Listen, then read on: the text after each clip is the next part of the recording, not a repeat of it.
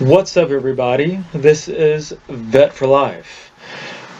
Please like the video, subscribe, and click that notification bell. So, I'm doing something different from my first three videos. My background video is a video of some cooking that I did earlier today. I actually love cooking, and I hope to do a actual cooking video and not just do one as a background video. But in this one, I am cooking a sausage, shrimp, zucchini squash sort of meal here. And it's cooked in a skillet. And I'm doing a voiceover, obviously. So I wanted to talk about a subject in the military.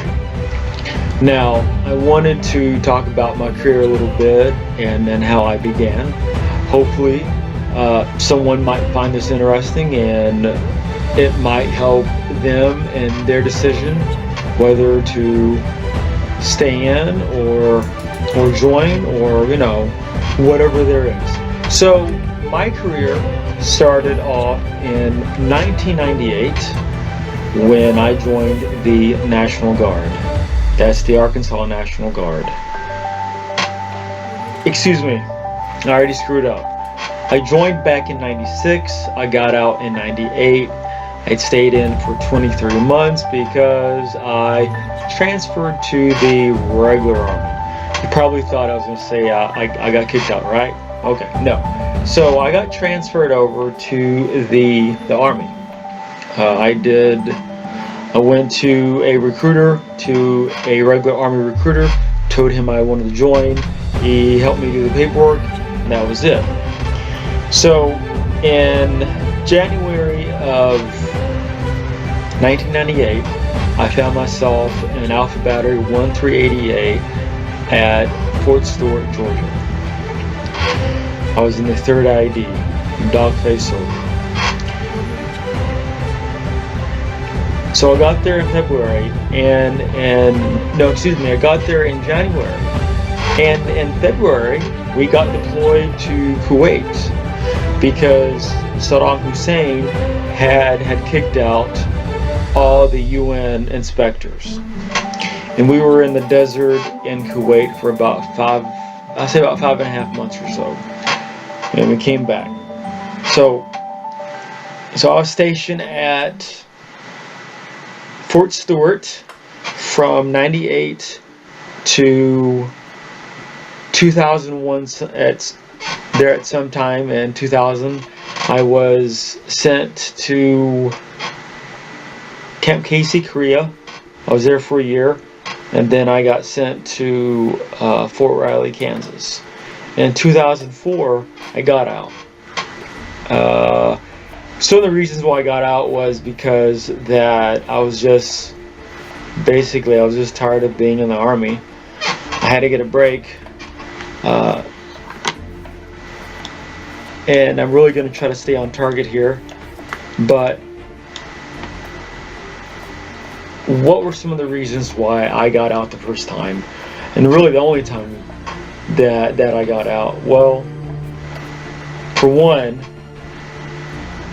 I didn't want to get sent back to Iraq because in 2003 the war had kicked off in Iraq, and we were being deployed.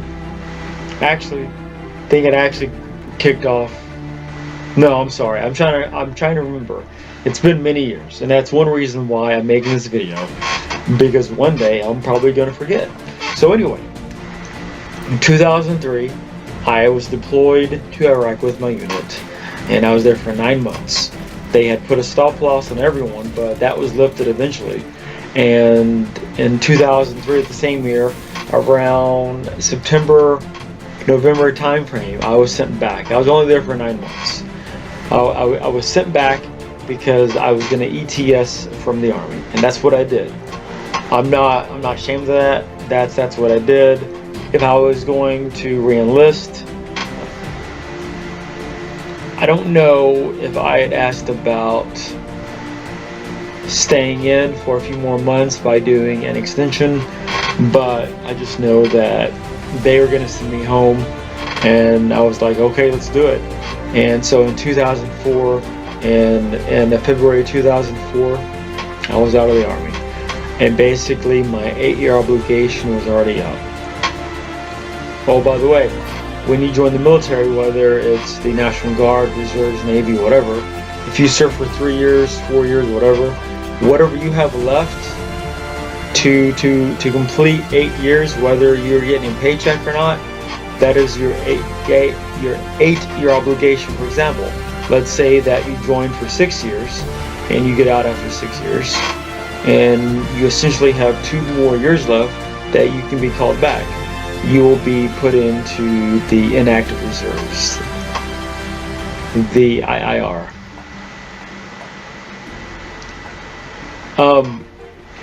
So from 2004 to 2007, I bounced around to a few jobs, and I graduated with my bachelor's in criminal justice. So let's fast forward 3 years, 2004 to 2007. I got back into the Army, basically, because job situation. I had to support myself, and I also had to support my wife. And this is how it happened. I know I had lost my main job, so I was working part-time, and that was at Dillard's, and that was in Manhattan, Kansas. And so one night I came home and I said, honey, I joined the Army, we're going back.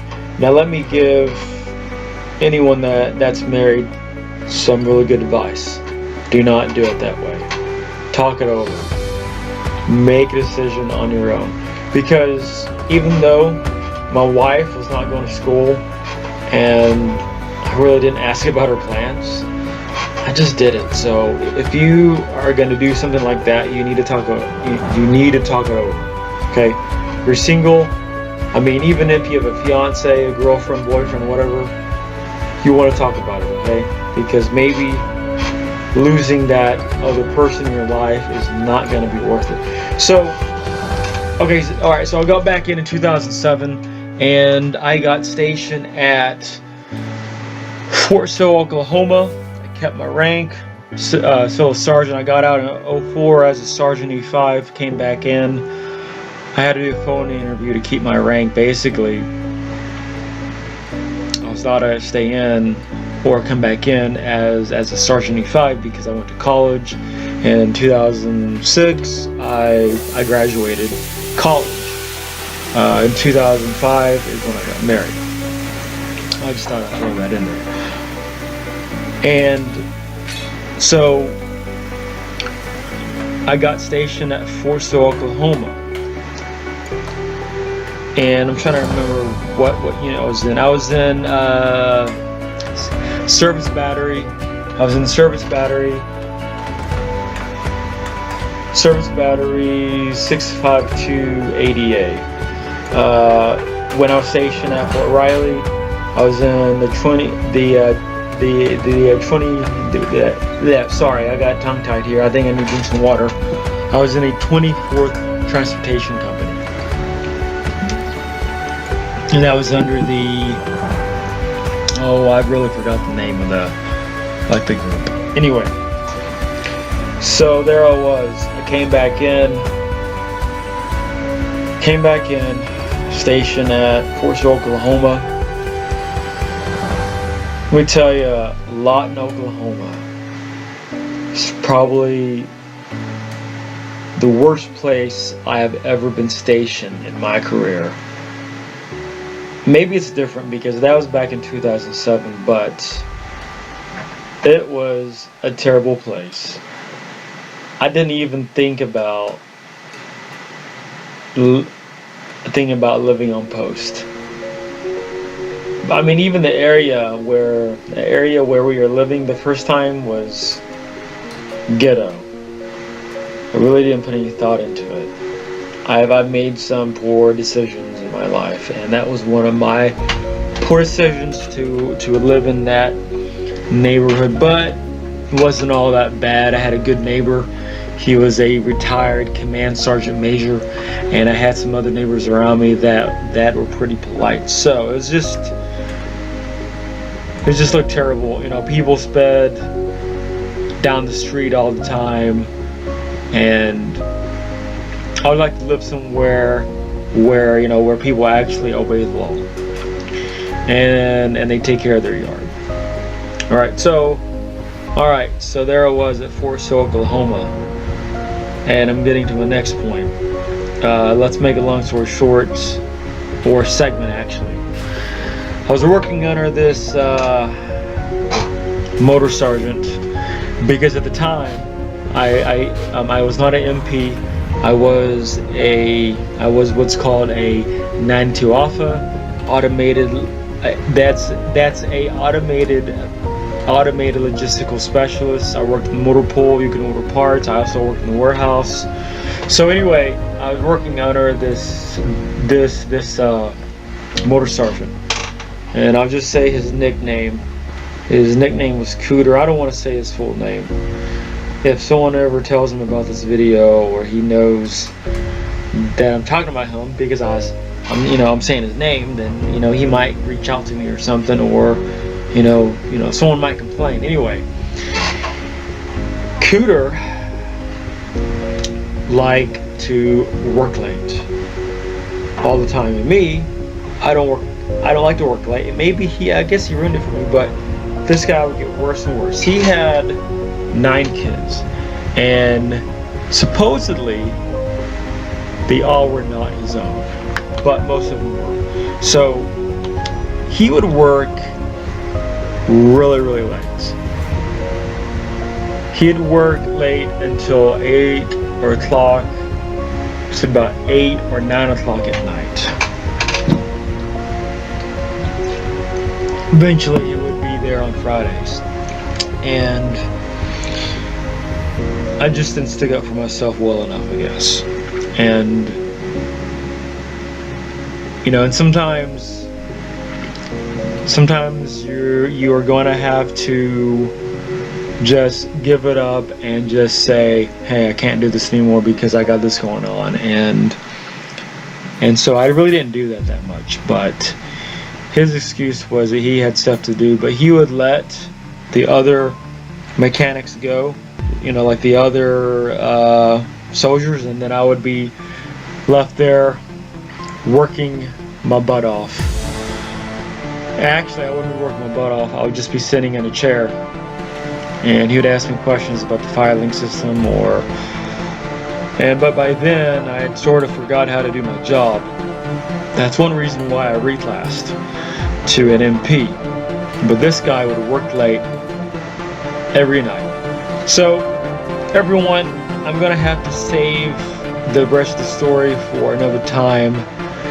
The video is actually running out of time. So I will see everyone later. Goodbye.